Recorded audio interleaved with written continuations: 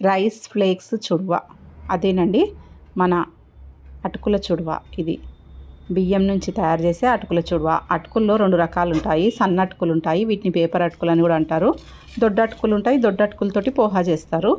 సన్న అటుకులతోటి ఇట్లా చుడవ చేసుకొని ఈవినింగ్ స్నాక్స్గా తింటే చాలా బాగుంటుంది. పిల్లలకు కూడా స్నాక్స్ బాక్స్లో పెట్టేయడానికి చాలా అనుకూలంగా ఉంటుంది. ఒకసారి చేస్తే నెలంత వరకు కూడా నిల్వ ఉంటాయి.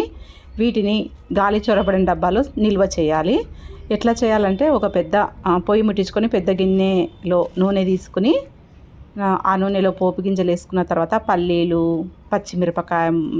పచ్చిమిరపకాయ ముక్కలు, తర్వాత ఎండుమిర్చి, కరివేపాకు, కొబ్బరి, పల్లీలు, పుట్నాలు, నువ్వులు, ఇలా మనకి ఇష్టమైనవన్నీ వేసుకోవచ్చు. మనకు ఇట్లా తింటే మనకు బలానికి బలము, పోషకాలు కూడా చాలా లభిస్తాయి. అటుకుల్లో ఐరన్ ఉంటుంది.